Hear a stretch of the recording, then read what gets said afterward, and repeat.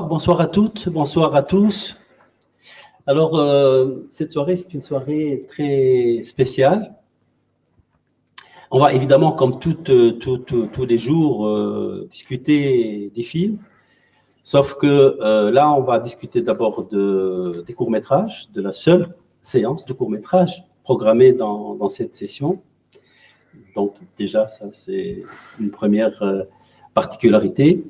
Ce qui est aussi spécial, c'est que nous ne serons pas juste deux comme de coutume, Olivier et moi. Comme vous le voyez, nous sommes plus nombreux. Nous sommes plus nombreux parce que les personnes que vous voyez devant vous, en fait, c'est un atelier de jeunes élèves de la cité scolaire de la ville d'Apt qui nous accompagnent depuis un certain temps et qui, au cours de cette session, depuis un certain temps, même pour certains d'entre vous, depuis 3 ans, je disais. Oui. Et cette année, c'est les jeunes que vous voyez font partie du jury long métrage. Et en plus de cette tâche-là, nous leur avons demandé d'organiser une séance de court métrage. C'est leur séance à eux. Ils vont tout vous expliquer. Donc voilà, c'est ça qui est spécial. Je vais, pour que vous compreniez davantage cette affaire-là, donner la parole à Mathéo, qui est d'une certaine manière, comment on peut le coordinateur, tu es le coordinateur? Ouais, le référent. Tu aimes ça? Ouais, j'aime bien. On va laisser Mathéo expliquer un peu comment on a fait, hein, présenter un peu dans son ensemble. Peut-être avant de te donner la parole, je dirais que nous avons évidemment ce soir avec nous devions avoir 3 invités, cinéastes invités. Nous en avons 2. Et avec lesquels nous allons discuter dans l'ordre que tu vas nous dire, et qui interviendront chacun son tour, hein, pour à la fois nous écouter, répondre éventuellement aux questions qu'on va lui poser. Évidemment, ils sont libres de partir quand ils veulent, il y a absolument aucun problème. Hein. Tu es d'accord? Allez, absolument. Vas-y Mathieu. Tu as ton micro-cravate. Donc bonsoir. Donc je fais partie avec mes 4 amis du comité de programmation court-métrage du Festival des cinémas d'Afrique en Pays d'Apt. Et donc on nous a vu attribuer une dizaine de films et qu'on a délibéré pendant une grosse après-midi du choix qu'on allait faire par rapport à la programmation. Donc on en a ressorti 4. Les restrictions, c'est qu'il fallait bien sûr qu'on soit d'accord sur les films qu'on allait choisir et surtout que ça tienne sur la longueur d'une séance pour que une certaine durée par rapport à... C'est ça. Tu n'aurais pas pu choisir, par exemple, 8. Voilà. Si on avait choisi les 8, ça n'aurait pas tenu dans une séance. Donc, il y a Mali qui va présenter Babli Machini. Et vous avez aussi choisi l'ordre. Ah oui. Et on a choisi l'ordre pas de manière hiérarchique, mais de sorte à ce que ça garde un rythme, que ça coupe pas, que ça garde un certain rythme qui soit à peu près correct. Et c'est quelque chose pareil qu'on a décidé ensemble. Et Tar nous a bien aidé aussi. Puisque tu l'as dit. Oui. Donc il y a Mali qui va présenter Machini, Camille qui va présenter Qu'importe si les bêtes meurent, Lana qui va présenter Le Bain, et Ulysse qui va présenter Bablinga.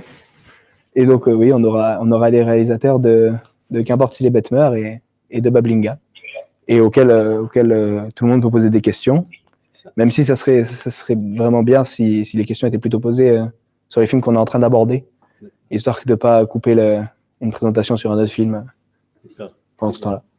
Donc Mali, tu peux y aller. Eh bien, bonsoir. Moi, je vais vous présenter Machini, comme l'a dit Mathéo, qui a été fait par Franck Mukunda et Tetsim, qui est d'origine congolaise, Congo-Brazzaville. C'est une animation, plutôt une motion capture, si je peux être plus précis, qui parle de problématiques assez importantes au Congo, qui est en fait une représentation de personnages faits en pierre ou en caillou, qui, au début de l'histoire, on nous présente le quotidien de ces personnages-là, et puis au fur et à mesure, on tombe un peu dans leur... donc, comment est-ce que les travailleurs, sur quoi ils travaillent et quels effets ils ont au sein de la population du village. Pour entrer dans l'analyse du sujet, on remarque que dans le film, justement, quand on est face aux travailleurs qui sont en plein dans leur chantier, qui eux-mêmes récoltent des cailloux, qui est aussi la constitution de leur corps. Donc la question étant, au final, qu'est-ce qu'ils récoltent? Est-ce que c'est leur propre corps ou est-ce que c'est totalement autre chose? Et c'est là-dessus où j'aimerais appuyer mes points, c'est qu'on reste quand même dans une sorte de non-connaissance, enfin... Oui, ignorance. Ignorance, c'est exact. Où on ne sait pas absolument pas à quoi on a face et on reste dans un flou. On a même à la fin du film... Ils l'ont vu, on est d'accord. Oui.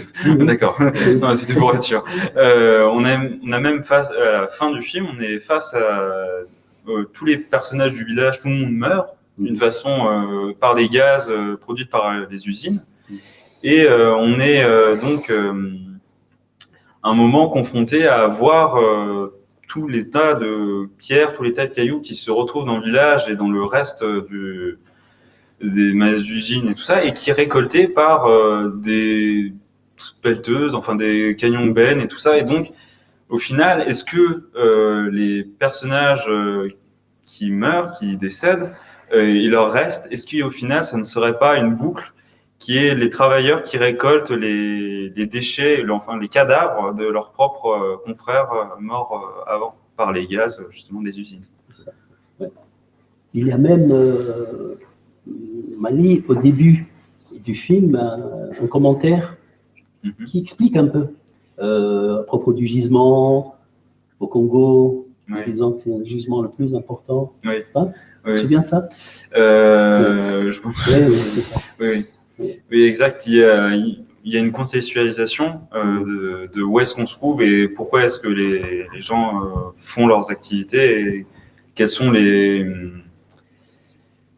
intérêts de travailler pour ça. C'est exact. Il y a autre chose à dire là-dessus, sur le film? Sur le film... Sur l'aspect animation, par exemple, parce qu'on a beaucoup parlé de ça. Effectivement, l'aspect animation, l'intérêt de faire du motion capture, c'est justement de pouvoir exprimer sous d'autres formes. Par exemple, si le film avait été réalisé via en 2D ou en 3D, mais de façon comme on peut voir chez Pixar ou d'autres films, l'intérêt de ce film aurait eu peut-être beaucoup moins d'impact parce qu'on n'aurait pas eu cette réalité à laquelle on fait face, c'est-à-dire des cailloux qu'on peut retrouver partout chez nous, par terre ou un peu partout dans le monde au final. Et donc on aurait été, si on avait eu une animation 2D, on aurait beaucoup moins eu cet aspect réalité auxquelles on fait face grâce à cette motion capture, justement, qui est faite à partir de... D'accord. Vous avez quelque chose à ajouter sur le film? Est-ce qu'il y a des questions potentielles dans le chat? Non, il n'y a pas de questions. Olivier, tu voudrais dire quelque chose là-dessus? Oups, j'en ai vu ce truc. Oui, bah juste dire que moi, alors c'est tout à fait juste ce que tu disais à l'instant, et cette histoire de motion capture ou de stop motion, comme on voudra, c'est un processus, un procédé d'animation qui est un peu la première animation au cinéma, quoi. Je veux dire, on aligne les images après avoir bougé un petit peu comme Trenka autrefois faisait avec des véritables scènes de bataille, etc. Il passait des heures à un petit peu bouger la scène et hop, photo, etc. Et ça nous dit un petit peu, ça nous dit deux choses pour moi. Ça nous dit d'abord que les gens qui ont fait le film, c'est-à-dire les deux personnes, Frank Makundai et Chechim, ont des moyens extrêmement limités, en fait. Et ils utilisent les moyens du bord, c'est-à-dire on fait avec. C'était quelque chose qu'on avait d'ailleurs dans le débat tout à l'heure avec Karim Dridi, cette philosophie du on fait avec et on se débrouille.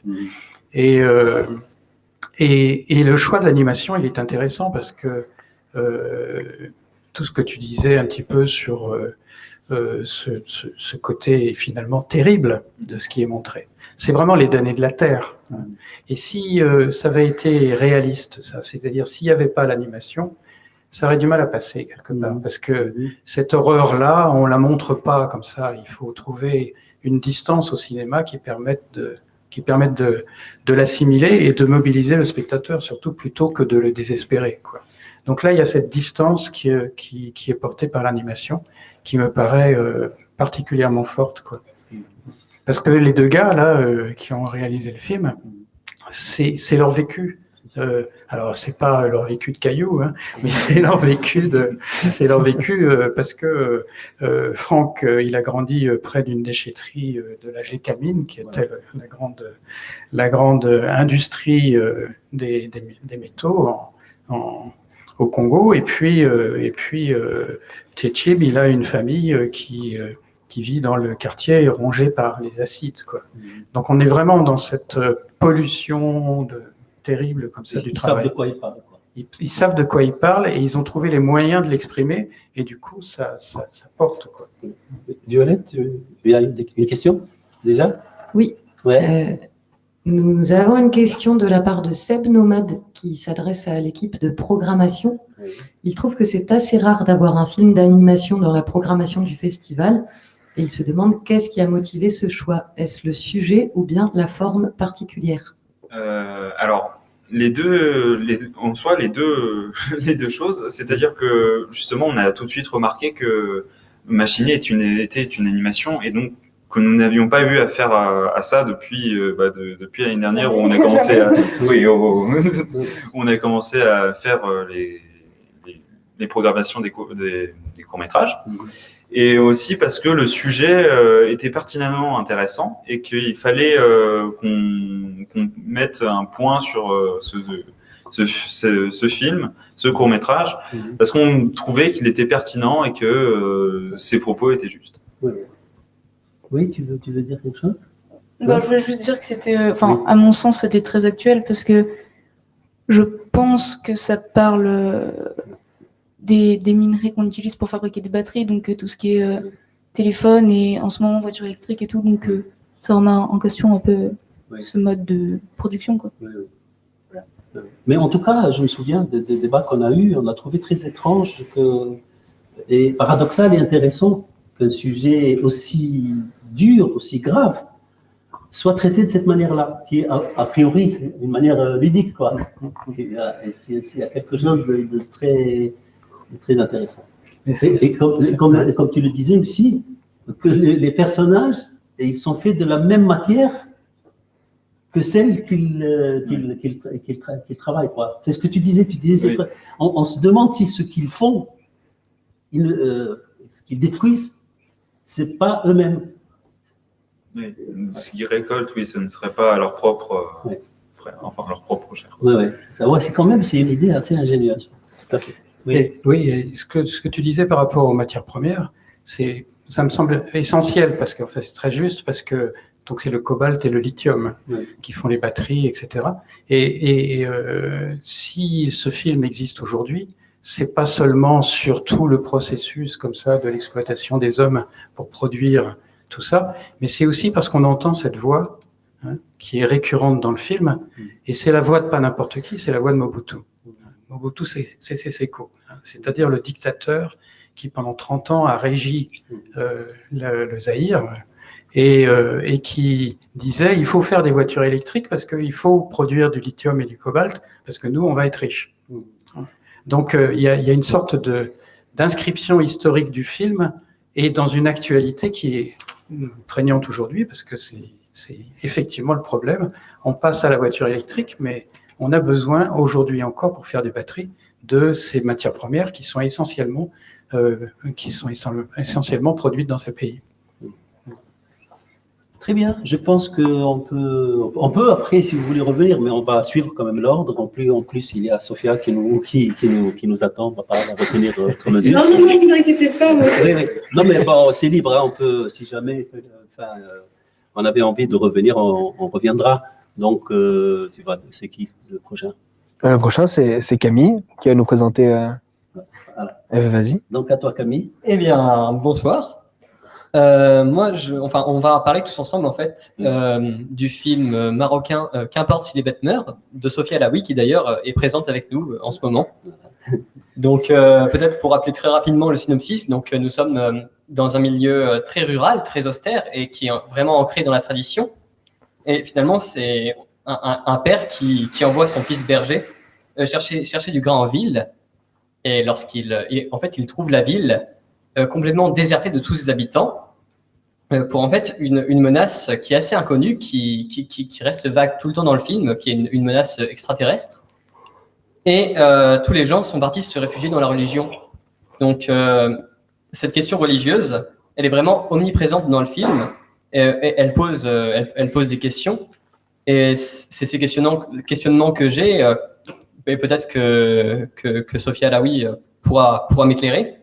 Donc, par exemple, on voit dans le film qu'on a deux mondes qui a priori, sont pas vraiment compatibles. On a un monde qui est vraiment très ancré dans le passé et ancré dans la tradition, qui finalement ne sait pas réagir face à quelque chose de complètement nouveau, de complètement inconnu. Donc, on a l'impression qu'il y a vraiment un conflit entre ces deux mondes, donc entre le monde du passé, donc qui est celui de la religion, de la tradition, et le monde et une nouvelle ère qui est annoncée par cette nouvelle venue des extraterrestres, parce qu'on se doute que c'est quand même quelque chose qui bouleverse le destin de l'humanité. Et du coup, je me demandais quel était peut-être votre rapport à la religion. Est-ce que vous pensez que il y a une compatibilité entre la religion et entre finalement le progrès et la nouveauté? Merci. Alors en fait, le film n'est pas, enfin, ça parle de la religion, mais ça parle avant tout du dogme. Donc quand on parle de tradition et modernité, moi j'ai un petit peu de mal parce que c'est un peu plus complexe que ça. Parce que le film n'est pas anti-religion, encore une fois, il pose la question du dogme. Je pense que même la société moderne enferme aussi les gens dans d'autres dogmes. Donc, même si le film se situe au Maroc, je pense que si on enlève, si on outrepasse les questions religieuses, la question du dogme, elle peut être beaucoup plus large. Donc, quelle était précisément la question? J'ai un peu rapport à la modernité. Oui, c'était précisément ce que vous étiez en train de dire. Sur finalement, vous avez mieux dit que moi, c'est vrai, c'est plus la question du dogme. Mais finalement, ce dogme, il est posé à chaque fois par, les vieux édifices d'une société finalement. Et est-ce que dès qu'il y a une nouveauté, est-ce qu'on doit tout reconstruire finalement? est-ce que les choses de l'ancien monde sont compatibles avec les choses du nouveau monde, ou est-ce qu'à chaque fois on est obligé de procéder à une destruction, à une reconstruction? Alors, moi, alors, si on parle de l'ancien monde dans mon film, c'est-à-dire le monde avant extraterrestre ou le monde, parce qu'en fait, tout est un peu symbolique. Moi, j'ai aussi voulu travailler les personnes à des bergers dans l'Atlas. C'est pas pour dire, voilà, eux, ils ont une manière de vivre leur foi qui n'est pas la bonne. Enfin, il n'y a pas de jugement par rapport à ça. Les décors sont symboliques. Le fait d'être dans des endroits très isolés est aussi très symbolique. Mais pour moi, du coup, l'arrivée des extraterrestres, en effet, vient bouleverser le monde dans lequel on est. Pas tant plutôt pour re-questionner en fait. Il n'y a pas forcément de réponse, mais j'ai le sentiment que déjà douter, re-questionner ses propres certitudes, ses propres habitudes, son propre rapport à la religion, etc. C'est déjà un énorme pas. Et donc pour moi, ces extraterrestres qui viennent un petit peu bousculer et permettre en fait à des individus qui ne se questionnaient pas de se questionner. D'ailleurs, les personnages ne réagissent pas tous de la même manière face à ce phénomène. Oui. Du coup, je dirais qu'on distingue un peu trois archétypes de personnages. Il y a plutôt la quasi-totalité des individus qui finalement vont se réfugier dans la mosquée. Oui, dans la mosquée, et qui finalement, je dirais, ne savent pas trop réagir face à cet événement nouveau. Il y a un peu à l'opposé des personnes comme la jeune femme qu'on voit au milieu du film, qui, elle, saisit des opportunités dans ce monde nouveau, qui finalement, elle est un peu... elle porte un enfant, ce qui représente un peu le futur, donc c'est un peu celle qui porte l'espoir, je dirais.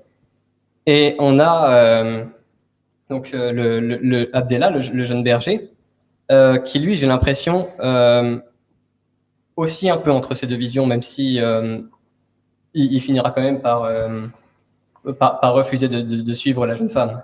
Oui. Mais j'ai l'impression, en tout cas, qu'il se remettait en question, qu'il se posait des questions. Oui. Et on s'est posé beaucoup, oui.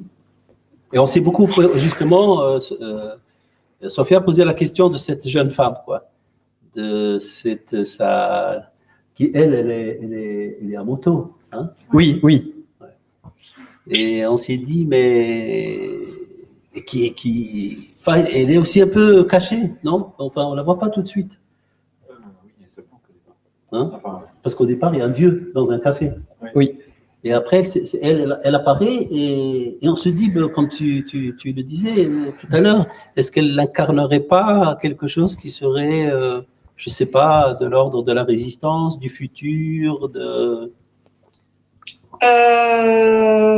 Oui, alors après, c'est vrai que ce personnage féminin, moi, je l'ai écrit de manière un peu spontanée pour le coup. Moi, j'ai vu, en fait, quand j'ai écrit ce personnage, j'avais envie d'un personnage qui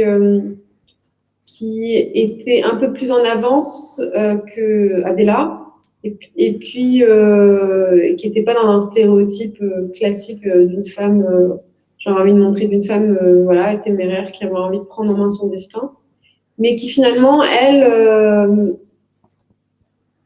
il voyait un peu comme une opportunité de... Enfin voilà, pour moi, c'est quelqu'un qui prend en main son destin, en fait. Et en effet, le fait d'avoir un enfant, c'est qu'est-ce qu'on laisse aussi aux générations futures, comment... Enfin, tout est une question aussi d'éducation et de transmission, en fait, au final. Donc c'est vrai qu'il y avait cette idée-là aussi avec l'enfant. Oui, il y a une question? Bonsoir, nous avons une question de Romain pour vous, Anissa, qui demande si le film a été montré au Maroc. Sophia. Excuse-moi, Sophia. Oui, oui, oui. Non, Anissa n'est pas venue. Anissa n'est pas venue. N'est pas là. Anissa Oui. n'a pas fait ce film. Mhm. Le film a-t-il été bien reçu et son aspect fantastique déstabilise-t-il le public ou bien l'amuse-t-il? Alors, en fait, le film a été montré au Festival national du film marocain, qui est vraiment le gros festival marocain de cinéma. À Tanger. À Tanger, juste avant le confinement, donc en mars, il y a presque un an. Et en fait, il a été très bien reçu. Et là, le fait qu'ils soient en ligne que voilà, il a quand même pas mal circulé en ligne avec les festivals qui ont tous eu lieu en ligne. Donc il a quand même beaucoup circulé, la presse qui a fait de beaux articles dessus. Je pense que moi j'avais aussi un petit peu peur par rapport aux thématiques, que le film, les thématiques du film. Mais en fait j'ai l'impression que, et c'est un peu ce que j'avais envie de faire, c'est-à-dire comment finalement à travers avec la science-fiction on peut raconter des histoires qui ont l'objectif de faire réfléchir ou des thématiques qui peuvent être un petit peu compliquées, je veux dire, à manier dans les sociétés comme les sociétés marocaines ou arabes en général. Le genre, le fait d'avoir des extraterrestres, finalement ça fait qu'on propose une approche un peu moins directe et du coup ça passe très très bien et les gens ont très très bien compris, donc je suis assez contente de ça. Nous avons une autre question de Seb Nomade qui trouve la photographie du film très belle et qui se demande quel rôle joue le paysage dans la construction du récit, enfin s'il a un rôle à jouer. Merci déjà. En fait, oui, donc les décors étaient très importants. J'ai mis beaucoup de temps à trouver le village et les décors parfaits. Moi, j'avais envie de décors très lunaires. En fait, c'était pas forcément. En fait, c'est pas toujours quelque chose de très conscient, mais je me suis rendu compte que j'avais absolument envie. Au Maroc, il y a aussi beaucoup de paysages très divers et j'avais envie de paysages lunaires. Et je pense que ces paysages lunaires, en fait, nous invitent à un cinéma, nous emmènent vers un ailleurs. Et l'idée, c'était aussi, quand même, malgré tout, d'emmener le spectateur par la thématique, par le voyage d'Abdallah, dans une autre dimension. C'est-à-dire on sort d'un cadre extrêmement réaliste qu'on a peut-être un peu l'habitude de voir. On est dans l'univers, en fait. On est dans notre petite place d'homme, dans une nature immense, quelque chose qui nous dépasse. Donc, c'était de créer des sensations comme ça, d'immensité, afin de plonger un petit peu le spectateur dans un ailleurs. Donc, c'était un peu ça l'idée. Oui, vas-y. D'accord. Mathéo. Je me demandais, vous avez pas eu. Est-ce que vous le village, vous l'avez cherché et trouvé vide, ou est-ce que vous avez dû faire en sorte de vider le village et ça n'a pas été trop dur de vider un village pour filmer dedans? Si. Ouais, en fait, ça a été très. Enfin, je dirais pas ça a été très très dur, mais on a été un peu malin parce qu'en fait, on savait que ça allait être la scène quand même une des plus compliquées quand même du film et que ça allait peut-être faire en sorte que les gens du village allaient nous détester. Et sachant qu'on allait rester quand même 6 jours là-bas, donc on a vraiment tourné ça la première matinée de la semaine. Donc comme ça, on pouvait avoir leur sympathie la première matinée du tournage. Après, ils pouvaient nous détester, c'est pas très grave. Au moins, on avait ces images-là. Donc on a tourné ça. Voilà, c'était vraiment les premiers plans du film qu'on a tourné. Donc encore une fois, c'était un peu plus simple parce que les gens étaient plus collaboratifs, plus curieux. Mais on a quand même eu beaucoup de difficultés parce que les gens, dans ces villages-là, ils n'ont pas trop de travail, donc ils sont beaucoup en errance dans les rues. Donc, et puis du coup, c'était un peu compliqué, c'était très sport, on n'a pas compté sur beaucoup de prises, donc ça a été, c'était très très sport. Ouais. Oui, parce que quand on voit des gens arriver pour nous filmer, on a tendance à penser qu'ils vont nous filmer et pas pour nous dire allez-vous-en. Oui. Oui, mais ça posait problème parce qu'en fait ils disaient mais c'est mon village, j'ai envie de me balader librement, donc en fait des fois ils faisaient même exprès passer devant la caméra en disant mais c'est mon village, je fais ce que je veux, si je veux passer devant la caméra je passe devant la caméra. Donc il y avait cette espèce de rapport de force comme ça, un peu compliqué à gérer, mais bon, c'est que c'est... Vous vous rappelez qu'on a parlé de la couleur? La couleur verte, oui, qui était assez. Camille, tu as un truc à dire dessus? Oui. Après, non, mais sinon, oui, mais c'était la couleur verte qui était en fait, qui est aussi une couleur qui ne fait pas partie du réel de une couleur qu'on n'a pas l'habitude de voir, qui est normalement une couleur un peu créée, enfin totalement artificielle. Et donc c'était cette question de est-ce que la couleur symbolise bel et bien justement le côté extraterrestre, le côté fantastique film. Si je me souviens bien ce qu'on a dit. Mais tu veux ouais, dire dans l'étalonnage du film, dans la colorimétrie, c'est ça, il y avait du. C'était à la fin du film où en fait on était il y avait le père et le fils berger. Oui, la scène avec les bergers. Oui, qui étaient assis et qui voient une lumière verte traverser les planches. Et on ne sait pas trop ce que c'est. On est encore dans le doute de quelle est la réalité de ce qu'il y a au-dessus d'eux. Ouais. Oui, en fait, c'est cette présence extraterrestre qui, un peu comme, qui avant de repartir, une espèce de, avant de repartir, voilà, une espèce de, comment dirais-je, un espèce de sursaut avant de repartir, quoi, comme une espèce quand tu veux faire un saut, tu fais un peu marche arrière, enfin, tu fais quelques pas en arrière et puis tu sautes. Donc c'est cette présence extraterrestre qui se rapproche de Terre avant de repartir et c'est ce qui fait que le père et son fils sont complètement effrayés en fait de ça. Parce que on se posait la question à propos de cette couleur, si ma mémoire est bonne quand on a discuté, si c'était, parce que je ne sais pas qui disait, mais oui, il y a beaucoup de films de science-fiction où c'est récurrent la couleur verte, hein, oui. Alien, etc. Et puis, moi, je me suis dit, comme ça, je ne sais pas, je me suis dit, oui, mais cette couleur verte aussi dans nos cultures, à nous, en tout cas, dans le Maghreb, dans les confréries, c'est une couleur souvent qu'on trouve dans les draps avec lesquels on enveloppe les mausolées ou les... Et donc, on était là en train de je ne sais pas si vous avez pensé à ça ou pas. En fait, c'est vrai que pour le coup, le vert, bon, c'est une couleur qui a une symbolique très très forte. Ça, j'en avais assez conscience, mais après, j'avais aussi envie de vraiment récupérer beaucoup de codes de films de genre. Et c'est vrai que la couleur verte, elle était aussi. La couleur verte, c'est la couleur de l'espoir aussi. Donc, il y avait cette idée de aussi confronter une couleur vraiment vue dans le cinéma de science-fiction, qui est celle des petits aliens, qui sont des petits bonhommes verts, à cette idée d'espoir, parce que cette idée d'espoir pour un futur. Donc c'était un peu ça. Oui, moi je voudrais juste dire que vous êtes sacrément culotté. C'est-à-dire que c'est quand même assez extraordinaire comme scénario. Je veux dire, par rapport à l'intention du film que vous avez exprimée, qui est de dire on va mettre le dogme en question sans le mettre de côté, enfin sans le condamner, mais en disant remettons-le en cause quelque part. Vous utilisez les ficelles du cinéma de genre absolu, hein, c'est-à-dire la science-fiction. Et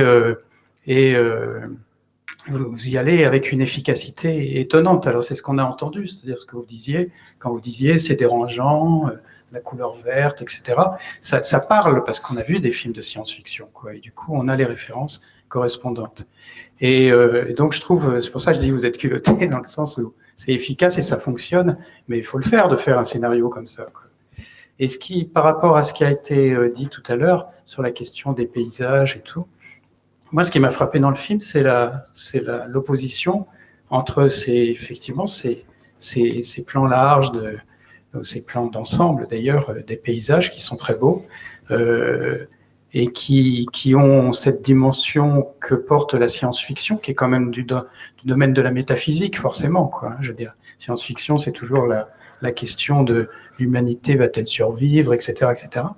Et puis à côté, il y a des plans très rapprochés, très oppressants, qui correspondent au genre aussi et qui correspondent à l'angoisse qu'il y a derrière aussi. C'est-à-dire que là, on est dans le métaphysique et on est dans l'ontologique même, hein, c'est-à-dire l'interrogation de l'être, quoi. Donc ça, j'ai trouvé ça très fort. Je ne sais pas si vous avez... merci beaucoup. Ouais. Oui. En tout cas, ce qui est... Oui, pardon, allez-y. Là, ça a coupé. Il y avait une question avant la toute simple que ça a coupé. Je crois que la connexion n'était pas très stable. Ah oui, elle n'a pas entendu la question. Quelle était ma question? Oui. Oui, moi, c'était un C'était un peu de comment vous en êtes venu à écrire ce scénario de cette façon-là, en fait. C'est-à-dire, quel est le déclic qui vous a permis de dire bon, allez, j'y vais, quoi. Je fonce dans quelque chose d'aussi étonnant et d'aussi perturbant, hein, pour le spectateur. Parce que c'est vrai qu'on ne sait pas où on est, là. Hein. Ben, merci beaucoup, merci. Alors, par contre, oui, en fait, je crois que j'ai été plutôt sincère dans ma démarche, parce que souvent on me pose cette question-là, d'où est venue, parce qu'il y a un côté un peu, qui peut paraître un peu recette, on va faire venir des aliens au Maroc, et c'est une recette qui va marcher, voilà, machin. Mais vraiment pas, et c'était vraiment très sincère, parce qu'en fait, j'avais vraiment envie de questionner ma société, voilà, j'habite vraiment au Maroc, et je me posais ces questions-là. À la fois, même au niveau de la religion, en effet, il y a un rapport à la foi. Enfin voilà, je me posais des questions en fait à titre individuel. Et puis j'étais partie il y a quelques années au Brésil et par curiosité, voilà, j'avais un peu rencontré les gens et j'ai commencé un petit peu à m'intéresser à la vie extraterrestre, mais dans un sens assez large, à la physique quantique, au monde parallèle. Et je trouvais que c'était en fait passionnant. Et donc l'idée, en fait, c'était un peu de... Oui, je me suis dit, tiens, ça m'intéresse. Et comment, en fait, c'est ce que je disais tout à l'heure, en fait. Je peux allier deux envies que j'ai, c'est-à-dire une envie, voilà, de parler de ma société, mais à la fois de parler d'autre chose que de ma société, d'avoir des questions beaucoup plus larges. Et voilà, c'est un peu ça. Merci. Oui, ça va? Vous n'avez plus de questions? Merci, Sophia Alaoui. Merci beaucoup d'avoir été là. Merci à vous. On vous souhaite bon courage pour la suite. Merci beaucoup. Merci. Voilà. Et vous pouvez prendre congé si vous voulez. Merci beaucoup. Merci. Au revoir. Merci, au revoir. Au revoir. Au revoir. Au revoir. Au revoir. Eh ben, Lana, c'est à ton tour. Du coup, le troisième court-métrage qu'on a choisi, c'est Le Bain. C'est un court-métrage de Anissa Daoud, d'à peu près un quart d'heure. C'est un court-métrage tunisien. Donc, en gros, pour résumer en quelques minutes, quelques secondes plutôt, c'est l'histoire de Imed, qui est un jeune père, c'est son premier enfant, qui va passer quelques jours avec son fils Eddy pour la première fois, parce que la mère a des obligations professionnelles. Et en fait, ce père n'a jamais créé de relation avec son enfant. Et là, il se retrouve face à lui, il est complètement désemparé. Et du coup, c'est un peu, en un quart d'heure, c'est un peu l'évolution de cette relation qui était inexistante au début. Parce qu'on suppose que le père a été traumatisé, enfin c'est pas on suppose, c'est le père a été traumatisé par son oncle pendant son enfance. C'est jamais dit explicitement, mais on suppose qu'il y a des actes assez louches, enfin de l'inceste ou des viols en tout cas. Et donc ce père a une peur de reproduire cette violence sur son fils. C'est pour ça qu'il veut pas créer de relation avec son fils au début. Moi, il y a quelque chose. Enfin, ce que j'ai beaucoup aimé, c'est que j'ai l'impression que chaque scène a vraiment de l'importance. À chaque fois, il y a des détails. Chaque dialogue en fait renvoie au mystère justement du passé du père. Et il y a aussi la place de la mère qui est jamais dans le champ de la caméra, mais qui en réalité a une place assez importante parce que c'est la seule barrière entre le père et le fils. Et sans elle, du coup, le père a peur de faire acte de violence, mais ça lui permet de créer une relation d'amour, ce qui était impossible avant, étant donné que la mère faisait barrière.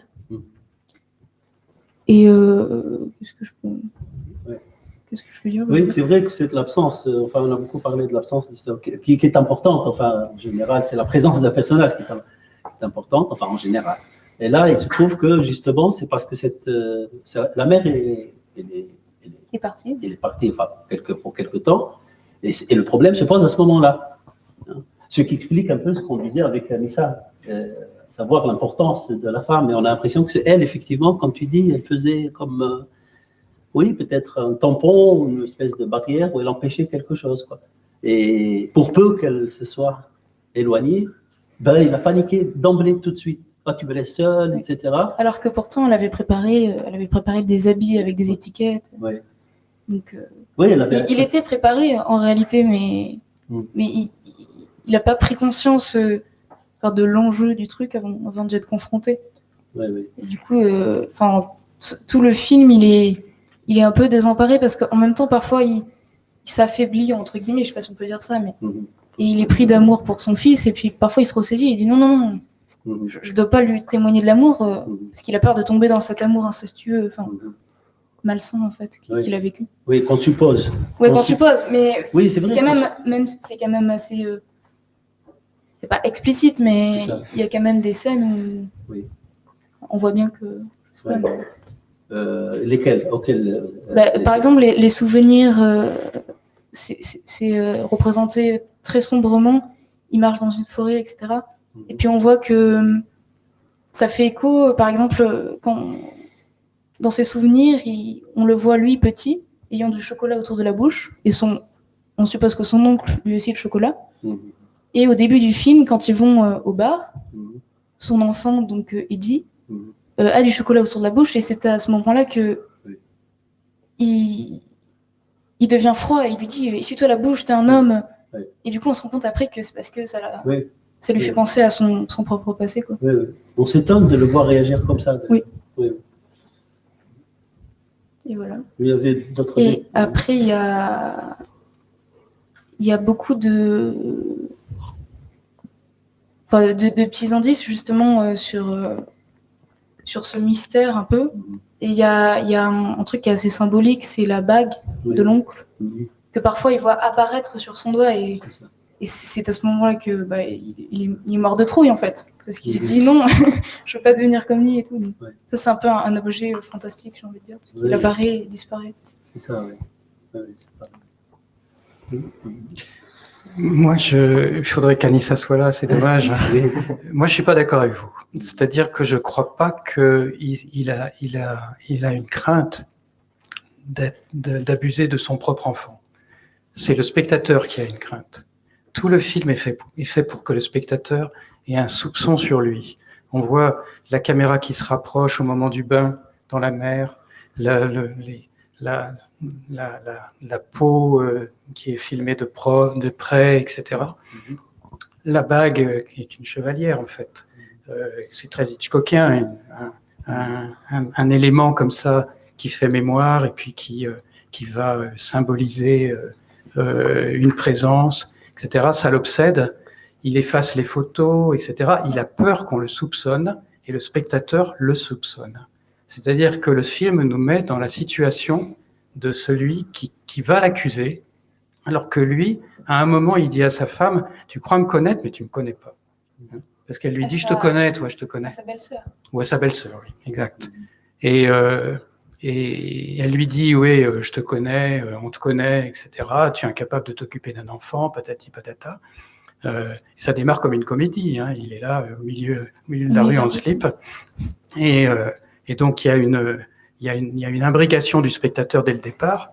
Et puis lui, il dit « Mais non, tu me connais pas. » Et en fait, parce que lui, il va pas abuser de son enfant. Je veux dire, il a été abusé, et surtout, il va pas le faire. Mais il a peur qu'on lui dise qu'il va le faire. Oui, moi, j'ai cette impression-là. Oui, c'est-à-dire que le film, en permanence, dans son esthétique, dans la manière dont il est fait, tout le temps, le met en accusation, quelque part. En accusation, en situation de soupçon, on va dire. Oui, il y a des scènes un peu charnelles, où ils sont... D'ailleurs, la dernière scène, ils sont nus, presque. Oui, tout à fait. Mais, en tout cas, personnellement, j'ai jamais eu peur, parce que justement, je me suis dit, il a été traumatisé par ça, jamais il pourrait faire ça. Donc, je pense, après, je sais pas, oui, peut-être qu'il a peur qu'on en accuse, mais peut-être qu'il a aussi peur par exemple, sa phobie, c'est de donner un bain à son fils. Le seul bain qu'il lui accorde, c'est dans la mer, parce que bon, c'est dans la nature, c'est grand, il y a des gens. Oui. Mais à chaque fois, Oui, mais c'est d'ailleurs, ça. il insiste pour qu'il se douche à la mer, Oui, pour pas c'est- le... oui, c'est-à-dire, si- C'est-à-dire qu'il n'ose pas avoir les gestes corporels, physiques avec son enfant qui seraient naturels parce qu'il est traumatisé de cette affaire-là et qu'il a peur de rentrer dans ce truc-là. Mais moi, je ne pense pas qu'il ait peur, lui, de faire un acte d'abus de son enfant. Non, peut-être Mais je vais- inconsciemment, il a Ouais. peur que son enfant Ouais. interprète mal quelque chose. Mais je pense pas que lui... Mais il aurait peur de quoi? Parce qu'ils étaient seuls. À la fin, il y avait que son fils et lui, et son fils l'appelle, il a froid, il est dans le bain, il est tout seul, personne ne le voit, et il n'arrive pas. Oui, mais moi, je parle du spectateur. Donc, Je oui, me situe en tant que spectateur là, de cette histoire. C'est-à-dire que, parce qu'on est quand même dans l'affaire MeToo aujourd'hui. Hein. C'est hyper actuel comme. Alors, on est dans la transplantation du côté des hommes, mais ça existe aussi. Ce qui est intéressant d'ailleurs, une femme fait, pour parler de la même chose, elle le place au niveau des hommes. Et il y a une question là, ça va. Mais je pense que c'est ça qui permet cette fin absolument magnifique, qui est une sorte de piéta, là, où tout d'un coup, il peut prendre son enfant nu dans ses bras. Parce qu'il y a quelque chose il y a un pas qui a été franchi. Oui, on écoute la Violette, question, ouais. ensuite tu réagiras si tu veux. Oui. Une question de la part d'Esther qui remercie Anissa pour ce film touchant et subtil et qui dit « En France, la parole s'est un peu libérée en partie aux suites des hashtags MeToo et plus récemment MeToo inceste. Qu'en est-il en Tunisie? Peut-on parler de ces violences ?» Oui, enfin, il faut dire qu'en Tunisie, déjà un peu sous Ben Ali, il y avait quelques émissions un peu de radio, de télévision qui parlaient de phénomènes de société comme ça. Mais enfin, depuis au moins une bonne dizaine d'années, oui, on commence à parler de choses comme ça, pas de façon, on va dire, systématique, mais oui, tout à fait, absolument. En plus, bon, ça peut faire ça dépend comment on la traite, hein, parce que quand c'est un fait divers, ben, on en parle. Hein. De comment on en parle, ça c'est encore autre chose, mais on parle de plus en plus de phénomènes comme ça, d'inceste, etc. Peut-être pas autant qu'on aurait voulu. Je pense que c'est vrai partout dans toutes les sociétés, mais c'est pas tabou, quoi. En tout cas, le film en parle, lui. Oui, le film déjà. Oui, je t'ai coupé. Non. Oui. Je sais plus. Non, mais par rapport à ce que disait Olivier, moi, parce qu'il y a quand même des indications dans le film. Je veux dire, quand il y a la photo, hein, on voit l'oncle et avec lui sur les genoux, sur ses genoux, lui-même. Et là, on comprend qu'il s'est passé quelque chose, quoi. Effectivement, de traumatisant. Hein. Et peut-être je ne dirais pas exactement ce que tu dis toi, moi ce que je dirais c'est que ce traumatisme-là est sorti, il est arrivé à ce moment-là, au moment où la mère n'est pas là. Je pense que, à mon avis, c'est ça, enfin, ça me paraît être la chose la plus importante, même si effectivement le spectateur est toujours impliqué. On se dit, il va faire ça, il va pas faire ça, c'est normal, c'est dans tous les films. Mais moi, il m'a semblé, c'est mon point de vue personnel, que effectivement, quand la femme, ça commence comme ça. D'ailleurs, il est sorti presque tout nu, c'est devenu presque comique, il était complètement désemparé, et son désemparement a favorisé le retour de ce souvenir qui est extrêmement traumatisant. Enfin, moi, je l'ai compris. Je pense pareil. Ouais. Parce que tant qu'il y avait la femme qui pouvait Oui. s'occuper un minimum de l'enfant, Oui. il se tenait, je pense, au maximum éloigné de lui, Oui. pour pas justement se confronter à son passé. Oui. Et là, il avait plus trop le choix. Enfin. Oui. Et je me demande qu'à la plage, quand il voulait qu'il prenne sa douche à la plage, parce que là c'était différent, il n'est plus en intimité avec lui. Il voulait faire ça, liquider ça. Absolument qu'il prenne sa douche pour pas qu'il prenne les bains après. Quoi. Voilà, il tenait absolument à ce qu'il prenne sa douche dehors et pas à la maison. Oui, oui c'est complexe. Vous avez autre chose à ajouter là-dessus? Bon. Non? Bon. Et maintenant, D'accord. on n'a pas fini. Oui, en effet. Voilà. Alors, Donc maintenant, Juste Oui, un point vas-y. sur Anissa, parce qu'on en a parlé en fait quand elle m'a envoyé le lien et que je lui ai dit, il y avait un moment qui m'a beaucoup frappé et qui symbolise un petit peu toute l'esthétique du film. Le film a une extraordinaire fluidité. Je trouve il est magnifiquement réalisé et je trouve qu'il y a un moment qui parle vraiment de ça, c'est le moment dans le marché, où il y a un passage d'une salle du marché à l'autre. Et normalement, on aurait fait 2 plans, quoi. On fait on recadre, voilà. Et puis là, il y a il fait une sorte de saut, la caméra l'accompagne et il se retrouve, il y a élargissement du champ, et il se retrouve dans la deuxième partie du marché. Et là, il y a une sorte de raccord dans l'image quelque part qui est magnifique, qui est très physique quelque part. Et quand je lui ai parlé de ça, elle a dit ah oui, on a mis un temps fou à faire ce plan parce qu'on voulait ça et puis on ne savait pas comment exactement où placer les choses et tout. Et elle y tenait beaucoup. Donc c'est là où on voit que faire un film, un court-métrage comme ça, c'est un énorme travail pour que tout comme ça conduise à une certaine fluidité qui va renforcer le propos et conduire à cette discussion qu'on a là maintenant sur comment ça fonctionne. Très bien. c'est bon. Ulysse, tu peux y aller. Donc maintenant, on va parler de Bablinga, qui est un film de Fabien Dao, qui est présent avec nous. Voilà. Vous pouvez lui poser des questions si vous avez envie. Qu'on remercie de sa patience, il a été tellement patient. Voilà. Du coup, pour résumer, Bablinga, c'est l'histoire de Mokhtar, qui est un Burkinabé qui est venu en France pour tenir un bar et qui s'est fait une promesse, c'est qu'une fois qu'il fermerait son bar, il repartirait au Burkina Faso pour voir ses proches. Et le film, il se passe à la fermeture du bar. Et Mokhtar, il ne sait plus s'il veut encore repartir au Burkina Faso. Il hésite. Et il va faire une sorte de dernière soirée avec ses souvenirs, avec ses fantômes du passé. Ça. Et voilà. Voilà, oui. Alors, sur ce film-là, on a dit vraiment beaucoup de choses. Hein. Oui. Si, alors il y a un truc que j'ai retenu, c'est les peintures au début et tout au long, en fait, Oui. et surtout au début, Oui. qui sont animées et qui représentent un peu ses souvenirs. Par exemple, on peut voir les 3 femmes qu'on voit plus tard dans le film. Oui. Et moi, je me demandais, elle vous est venue d'où cette idée?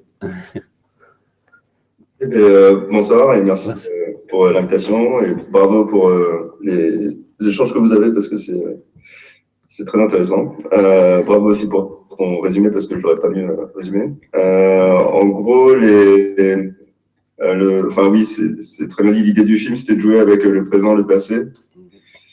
Et les peintures, en fait, c'est un truc qu'on trouve beaucoup au Burkina dans ce qu'on appelle les maquis, c'est l'équivalent des bars, mais Oui. Au Burkina, il y a presque comme ça sur les murs. Et en fait, comme le film est un peu flottant sur la question du fantastique, je trouvais ça intéressant que dès le début, il y a un élément qui soit, en tout cas, déroutant, qui soit pas réaliste et que l'animation elle permet ça. C'est-à-dire que dès le début, on est dans un ton qui est pas, on sait qu'on va pas regarder un film qui sera très réaliste, quoi, parce que les fantômes, c'est pas super réaliste. Oui. Oui, tout à fait, oui. D'ailleurs, à un certain moment, je ne sais pas si vous l'avez remarqué, c'est comme si Bablinga se trouvait... Il y en avait 2, un ici et un là-bas, parce qu'à un moment donné, c'est le maquis Bablinga, Ouais. avec une espèce de rideau, etc. Donc, le même lieu se retrouve là-bas aussi. Ouais, ça, c'était l'idée du scénario, c'est-à-dire que transformer, il y a un flou un peu sur là où on est, mais en fait, transformer le bar en maquis, quoi. Donc, au fil de la progression du personnage et de ses interrogations, l'endroit se transforme de plus en plus. À la fin, c'est plus le même endroit qu'au début. enfin, c'est un maquis, quoi. Oui, c'est ça. Tout à fait. Ouais. Tu n'avais pas une autre question? C'est pas une question, c'est juste Oui. une remarque. C'est Oui. par rapport aux lumières sur le film que j'ai trouvé super, avec les couleurs, des couleurs qui sont parfois chaudes quand il fait la fête et qui tombent vite vers les couleurs super froides dès qu'il se questionne et qui sait plus quoi penser en fait. Et voilà, Ça, c'est une Bah, réflexion sur la mise en scène. Hein. Ouais, alors je sais pas si vous voyez le film Climax de Gaspard Noé, où il y a en fait, la personne avec qui je travaille, la chef-op, a pris les mêmes tubes. En fait, c'est génial parce qu'on les installe sur les décors et on peut changer justement la température de couleur ou enfin la couleur en direct. Donc ça permet de faire des trucs super sur des dispositifs où on veut pas forcément réinstaller tout. Ça permet de déjà avoir en gros, l'idée de mise en scène, c'était d'avoir une installation qui couvre tout et sur laquelle on soit hyper libre de pouvoir filmer un peu comme on veut, sans perdre beaucoup de temps en réinstallant à chaque fois des projecteurs, de refaire toute l'installation. Donc,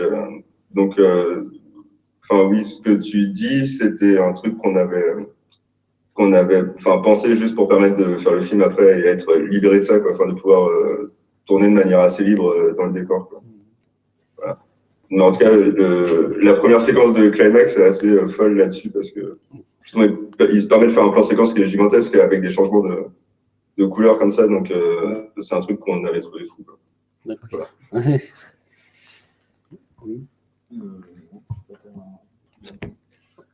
Moi, si j'ai une remarque, si je peux faire une remarque, c'est un moment des scènes que je me souviens du film et que je trouve particulièrement intéressantes, c'est que c'est des scènes qui sont pas très compréhensibles où on n'a pas l'habitude à faire face, même si on est dans un côté imaginaire. C'est au début du film où Mokhtar commence à partir dans la mer et commence à marcher dans l'eau. On comprend pas très bien pourquoi est-ce qu'il fait ça. On pense qu'il va faire l'acte du suicide. Enfin, c'est auquel j'ai pensé au départ. Et puis à la fin du film, les fantômes font exactement le même geste et partent dans l'eau, mais au final, eux finissent leur course et finissent par disparaître. Donc, pour moi, c'est quelque chose de particulièrement intéressant car c'est un acte qu'on n'a pas l'habitude de voir, même si c'est quelque chose, même si on est dans une fiction, même si on est dans quelque chose d'un peu irréel, c'est une action que j'ai du mal à comprendre et à interpréter. Qu'est-ce que représente concrètement le fait de marcher dans l'eau et partir loin dans l'horizon? Alors, en fait, pour faire simple, donc tout le film et le personnage de Mokhtar, c'est des choses que j'ai pu.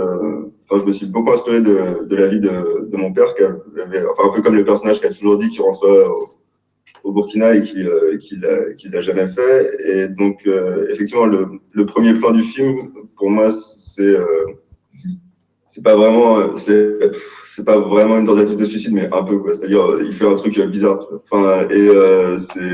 On sent que qu'il va pas très bien, quoi. Et ensuite, je trouvais ça intéressant de réutiliser la mer. Je vais encore citer un film, mais j'avais en tête la fin de la Dolce Vita de Fellini, et c'est une fin qui me marque beaucoup. Tous les personnages se dirigent vers un bord de mer et je sais pas, ça m'évoque. Je sais pas, c'est une image de cinéma qui est très présente. Je sais pas, donc il y avait ça comme inspiration et je trouvais ça effectivement ce que tu dis en fait c'est assez juste que ça vienne du même endroit, quoi. L'endroit où il va aller au début et ensuite l'endroit d'où repartent les fantômes. Ça symbolise pas vraiment le Burkina. Au Burkina il y a pas la mer en plus, donc c'est vraiment plus une image d'ailleurs, quoi. Et un peu de mort aussi, ouais. Puisque c'est quand même un peu des fantômes. C'est des fantômes rigolos, mais c'est des fantômes, quoi. Oui. Oui. Oui. Bonsoir, on a 2 questions du public pour vous. Donc Christine qui se demande comment vous avez fait pour animer les peintures. Et Seb Nomade qui se demande si on peut parler d'un certain réalisme magique qui finalement permettrait d'aborder aussi la question de la migration d'une manière poétique? Merci pour les questions. Je vais commencer par la première. Donc, en fait, donc c'était écrit au scénario que les fresques allaient s'animer à plusieurs moments du film. Donc, on a travaillé avec une boîte d'effets spéciaux qui nous ont conseillé. Ils sont venus un peu sur le plateau aussi. Donc, en gros, on avait peint quelqu'un à la déco avait peint les fresques. Ensuite, ça a été animé plus tard sur ordinateur. Et puis, pour le plan qui était vraiment compliqué, c'est un moment, je ne sais pas si vous voyez, il y a une moto qui passe et il y a des gens qui sont devant.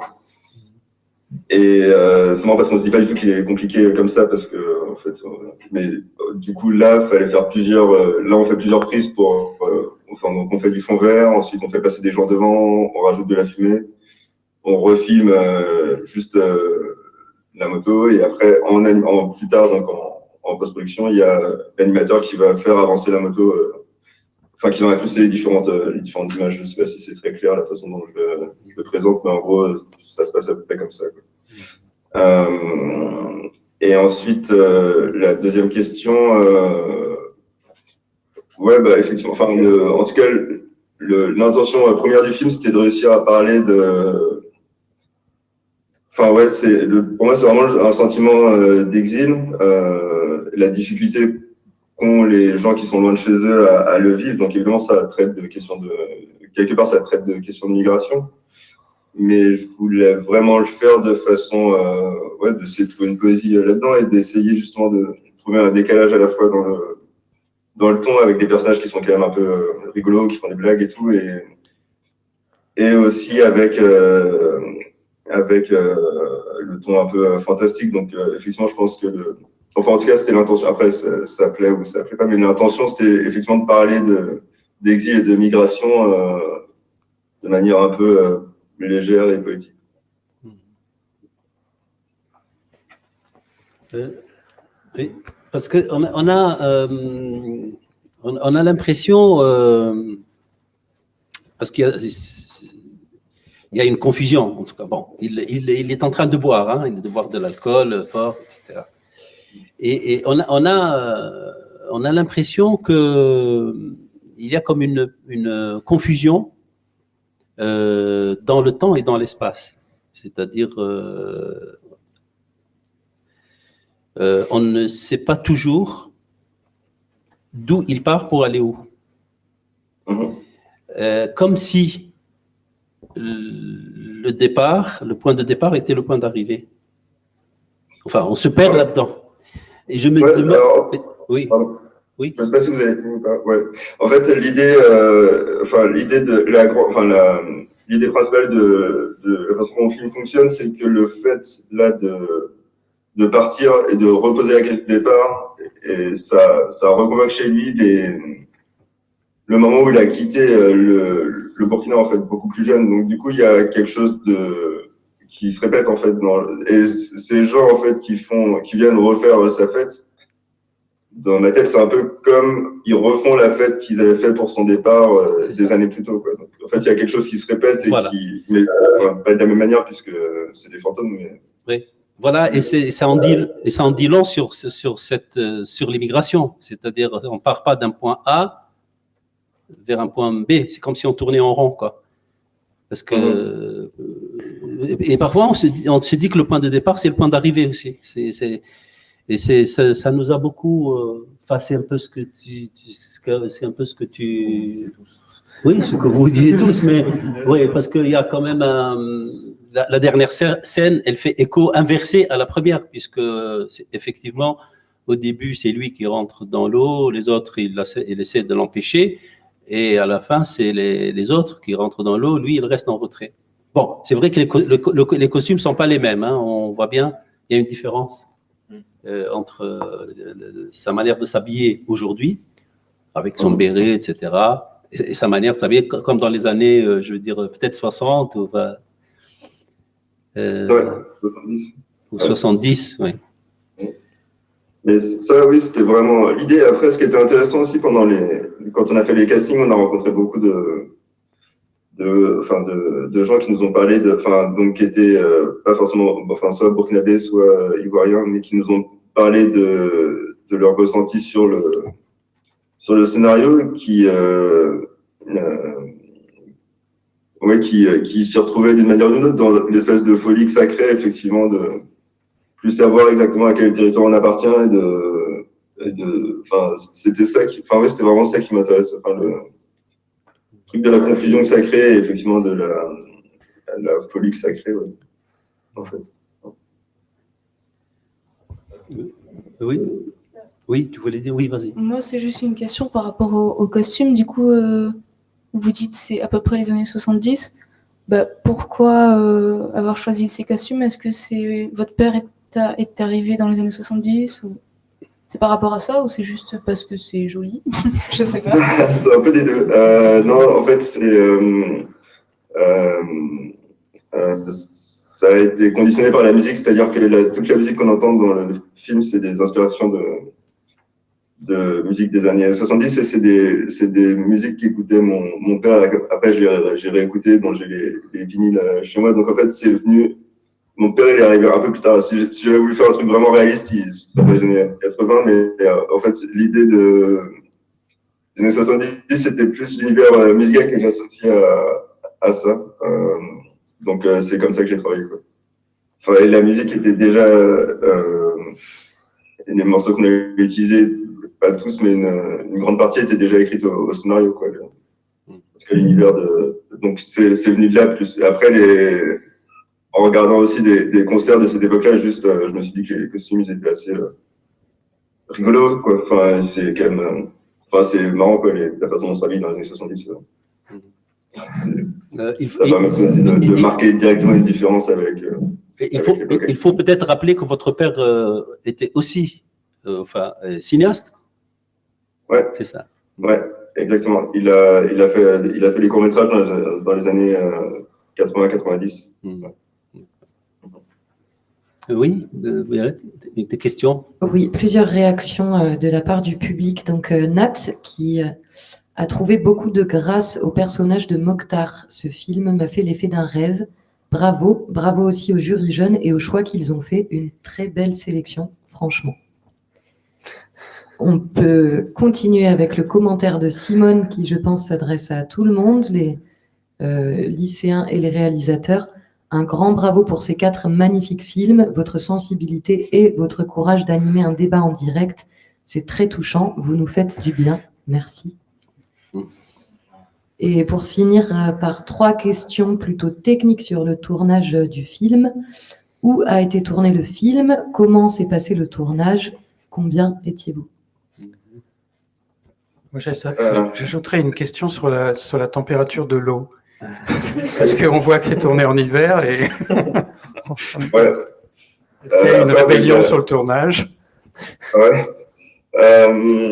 Alors, on a tourné en Aquitaine, dans les Landes.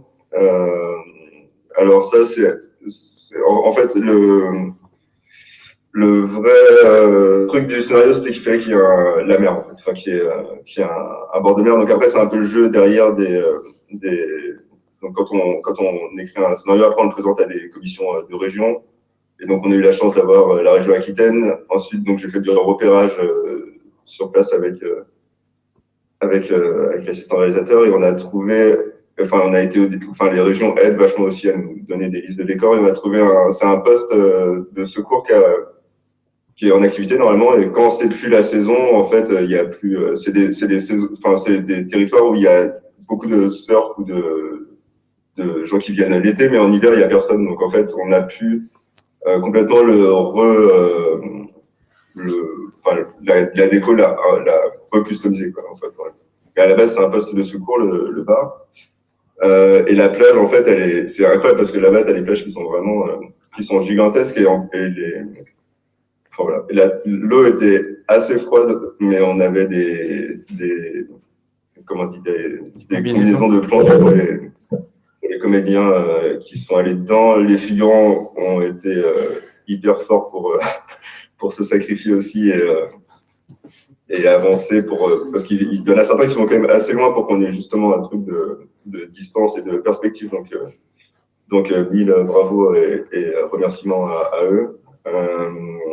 Alors, je me rappelle plus de toutes les questions. C'était sur l'équipe, on était, je pense qu'on était, il y avait une douzaine de figurants qui étaient là quasiment tout le temps, parce qu'en fait, l'essentiel du film, c'est les séquences de fête avec tout le monde. Donc, en fait, on vivait tous dans l'hôtel dans lequel enfin oui, j'ai pas précisé ça. En fait, les extérieurs, c'était dans un poste de secours, et les intérieurs, c'était pas, on n'a pas tourné au même endroit, c'était un hôtel qu'on a réaménagé en bar. Et après, c'est le même décor qui fait tout le film, donc qui se transforme après au fil du film en maquis, comme ce que j'expliquais. Et on a eu la chance de pouvoir loger au même endroit où on tournait. Donc on avait le plateau qui était au rez-de-chaussée, et l'équipe vivait dans l'hôtel, donc ça c'était super pratique. Et donc une douzaine de figurants, il doit y avoir 5-6 comédiens qui ont des rôles plus importants, et ensuite dans l'équipe technique, je pense qu'on était entre 10 et 15. Entre 10 et 15. Quand ça commence à faire un peu de temps qu'on a tourné. Voilà, il y avait une autre question sur le tournage ou pas? Je ne me rappelle plus si j'ai répondu à tout ou pas. La durée du... Alors, la durée, oui, pardon. On a eu que 5 jours de tournage. Donc c'était assez court. De sport. Sachant qu'on avait réparti, on a passé 3 jours sur les séquences à l'intérieur et 2 jours sur les séquences à l'extérieur. Après, on a eu de la chance quand même, parce qu'on a tourné en octobre-novembre, mais c'est l'année où il a fait quand même très chaud. Donc quand on a tourné sur la plage, on était en t-shirt, en fait. Il faisait vraiment très très beau ce jour-là. Voilà. Oui, moi peut-être que j'ai une question. Je sais qu'on avait parlé tous ensemble justement, et on s'était attardé sur le dernier plan du film, et c'est un plan qui était en fait dans les proportions qui étaient vraiment composées. On voyait énormément la terre et très peu le ciel. Est-ce que c'est un choix? Est-ce que ça a une symbolique? Je pense que la symbolique, c'était... Non, parce que je pense que c'est plus le point de vue qui est symbolique, c'est-à-dire l'idée de en fait, toute la fin du film, elle est pensée comme un grand mouvement vers... comme si les fantômes... en fait, tout le film, en fait, parle d'accepter juste... en fait, le trajet qu'il fait, c'est qu'à la fin, il décide juste de pas mourir, et que... il pourrait repartir dans la mer avec les fantômes et mourir, mais les fantômes, justement, lui disent en fait, ça va aller, tu vois, c'est comme, ils l'encouragent, quoi. Le dernier plan, on l'avait pensé comme un contre-champ, en fait, de lui s'arrête, regarde les fantômes qui continuent à partir, et comme si les fantômes posaient un dernier regard sur lui. En tout cas, que la dernière image qu'on ait de lui soit de là d'où sont partis les fantômes, d'où ils se sont évaporés. Donc après, à partir de là, en fait, c'est dans ce sens-là qu'on a pris les choses. Derrière, c'est comme ça qu'on a composé le plan, et on voulait que, de toute façon, dans l'arrière-plan, en fait, qu'il y ait le bar, que lui, il fasse un peu petit, en fait, au milieu de tout ça, quoi. Enfin, c'est plus comme ça, je pense qu'on a pensé comme un espèce de... Enfin, ça renvoie un peu presque à un enfant, en fait, à quelqu'un qui est vraiment un peu perdu tout seul, et c'est plus comme ça, je pense qu'on l'a pensé. S'il y a une symbolique à y trouver. Oui, comme s'il avait été abandonné, quoi. Ouais, voilà, ouais, c'est ça. Ouais. Enfin, l'idée d'une image de solitude, quoi. Et en même temps, qui est contrebalancée par la musique, qui est sympa, quoi. Donc, c'est toujours le jeu de pas être non plus totalement mélo, quoi. Oui, moi j'aurais une question très simple, c'est que en t'entendant parler, je suis frappé par le fait que tu dis toujours on, et que donc tu fais référence à un acte collectif. En général, les réalisateurs, c'est I, me and myself. Hein, c'est toujours moi qui ai fait le film, et les autres, oui, bon, c'est les autres. Et là, il y a la référence à un acte collectif. Donc, ma question, c'est ça, c'est comment vous avez travaillé ensemble, écrit ce scénario à plusieurs, etc. Alors, sur le Alors sur le scénario, là, pour le coup, je vais faire le réalisateur classique, j'ai écrit tout seul, mais avec mon producteur qui m'a beaucoup accompagné, donc on a mis du temps à l'écrire.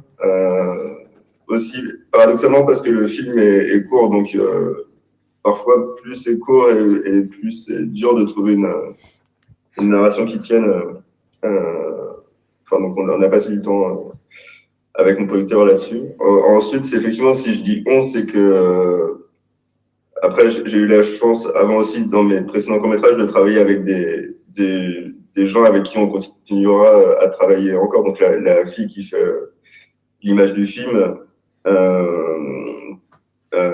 par exemple, c'est quelqu'un avec qui on communique énormément, avec qui on se donne énormément de références et avec qui maintenant ça va très vite sur le plateau. Et effectivement, je pense qu'un film, ça naît toujours d'une idée de quelqu'un de toute façon, mais qu'après, dans sa réalisation et dans le...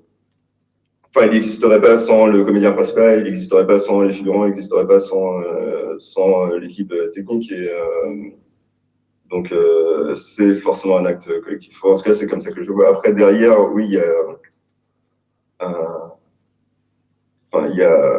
y a des idées qui sont intimes et ça parle de quelque chose d'intime, mais dans la réalisation du film, c'est vraiment un acte collectif. Et d'ailleurs, j'en profite pour remercier l'équipe s'il y en a qui nous regardent. Et le casting. Est-ce que le papa l'a vu? Non, malheureusement, il est décédé. Il est décédé, pardon. Ouais, il l'aura pas vu. Et tu l'aurais pas fait avant, du son vivant? Oui, je pense que, alors, de son vivant, le film aurait eu moins de sens parce que justement, c'est parce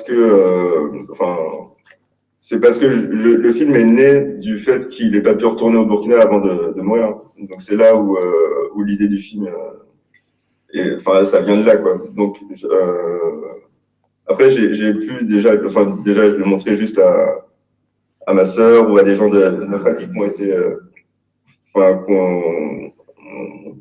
qu'ils le voient aussi à travers le personnage, quoi. Le personnage principal, je l'ai vraiment casté aussi physiquement pour que ce soit quelqu'un qui soit proche de lui. Ce qui est frappant, c'est que ton film précédent, Il pleut à Ouaga, c'était dans l'autre sens, hein, c'est-à-dire c'était la question du départ de Ouaga vers l'Europe.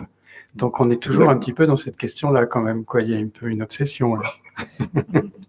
Ouais, pour moi, les deux films communiquent énormément, c'est-à-dire que, enfin, je vais pas en parler trop longtemps parce qu'effectivement, il n'était pas projeté là, mais Il pleut sur Ouaga, c'est l'histoire d'un garçon qui, donc ça se passe au Burkina, qui veut partir, qui est amoureux qui pense être amoureux d'une Française et qui pense qu'il va partir par pur romantisme, amour, et qui remet en question son départ avant de partir.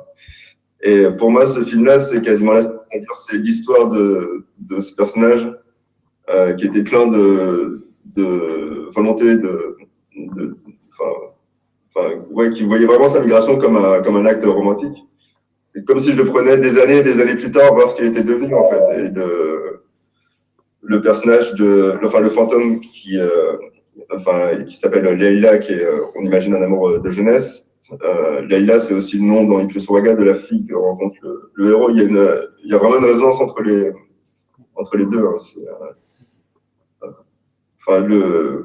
Puis c'est aussi comme ça que je vois le travail parfois des films, c'est on réalise un film et puis après, derrière, ça conduit à un autre et c'est une espèce de recherche il y a une continuité souvent entre les films. Là, elle est vraiment directe entre eux. Vous avez d'autres... Ouais, moi je voulais savoir, tu as dit que ça avait duré, le tournage avait duré 5 jours et le montage il a duré combien de temps? Et le montage, il a duré presque un mois, je dirais, de montage image. Ça a duré vraiment longtemps parce que ce qui était particulier aussi, c'est qu'on faisait les effets spéciaux en même temps que le montage image.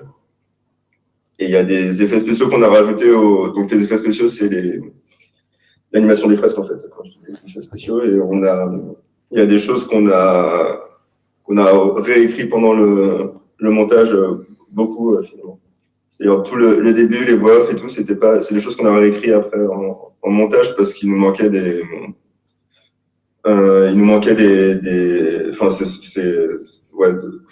pour qu'on soit tout à fait avec le personnage, on manquait un peu d'incarnation au début. Donc en fait, il y a eu quand même un gros travail de montage image. Après, derrière montage image, il y a eu, comme sur tous les films, 2 semaines en gros de montage son et 5 jours 4 jours de mixage, je crois. Ok. Voilà. Et les étalonnages. J'aurais potentiellement une dernière remarque à faire. Oui. Une dernière, d'accord. Déjà, merci pour ce film parce que c'est aussi, on en avait beaucoup parlé aussi, et dans le choix de la liste des courts-métrages, ce film-là, on a décidé de le mettre en dernier car on avait remarqué qu'il proposait une chaleur et une bienveillance qui dégageait une atmosphère beaucoup plus paisible et tranquille comparé à tous les autres courts-métrages qu'il y a eu précédemment qui parlaient de thématiques un peu un peu plus dures, oui, voilà, enfin, qui à la fin n'étaient pas très joyeuses, on va dire. Comparé quand même à Machini où tout le monde meurt à la fin. Enfin, c'est pas. On va dire que ce film-là est beaucoup plus gai et beaucoup plus chaleureux. Donc, oui, justement, il y a eu tout cet effet de musique et comme le disait Ulysse aussi, les effets de lumière, côté chaleur et après froid. Enfin, tout ça amenait un peu à une idée un peu plus joyeuse et sympathique. Tout à fait. Merci. Effectivement, mais c'est vrai que c'est comme ça. Enfin, c'est vraiment comme ça qu'a été pensé le film, hein, c'est-à-dire de contrebalancer. En fait, il aurait pu être traité. Le sujet, il peut être traité de 1000 manières, c'est-à-dire un exil qui conduit à une dépression. On peut très bien le faire de manière beaucoup plus dramatique. L'intention, c'était justement ce que je trouve intéressant, c'était de contrebalancer ça avec de la légèreté, donc de la fête, de la musique. Et du rêve, quoi. Il y a quelque chose qui est de l'ordre du rêve. Merci. Le mot de la fin, c'est toi, non? Alors, non, mais si tu veux. Oui. Du coup, merci à vous, mais je vous connais bien. Merci à toi et à toi aussi. C'était vraiment intéressant. Et merci beaucoup, Fabien Dao, pour la discussion. Et bien, merci à Sophia Alaoui. Sophia Alaoui. Même si elle n'est plus là, c'est voilà. Voilà. Très bien. Merci encore, Fabien Dao. Merci beaucoup de cette patience. Non, mais merci à vous et encore une fois, bravo pour la qualité de vos discussions. Effectivement, j'avais vu les films et c'était intéressant de suivre un peu vos échanges là-dessus. Donc, bravo à tous. Voilà. Et merci. Bravo à vous tous. Merci. Merci, Olivier. Merci. Et je ne remercierai jamais assez toutes les personnes qui sont derrière, que vous ne voyez pas, vous, derrière les caméras, tournent à droite, à gauche, qui panotent, qui surveillent, qui zooment. Voilà. Merci, bonne soirée. Et puis, nous rappelons que notre festival se poursuit, évidemment. Peut-être pas au même rythme qu'aujourd'hui, parce que c'était quand même une journée assez intense. Mais demain, nous aurons des séances scolaires. Bon, le public ne verra pas ça de loin. Mais aussi le soir, comme tous les jours, un débat qu'on fera, je ne sais plus. Alors, le film, c'est le film de Joao Ribeiro. C'est ça. C'est-à-dire une fiction. Grandma 19 and the Soviet Secret. Très bien, Mozambique. On parlait de réalisme magique tout à l'heure, on est un peu là-dedans. Très bien. Ouais. Enfin, c'est de plus en plus magique. Là. Alors, on va avoir un débat en anglais demain. Donc, anglais traduit. Il comprend le français, là. Il comprend le français, mais je crois qu'il préfère s'exprimer en anglais. Super. Voilà, donc c'est pour le... On va voir. Merci beaucoup. Bonne soirée tout le monde. Et voilà, il y a demain. Au revoir. Au revoir. Au revoir. Merci.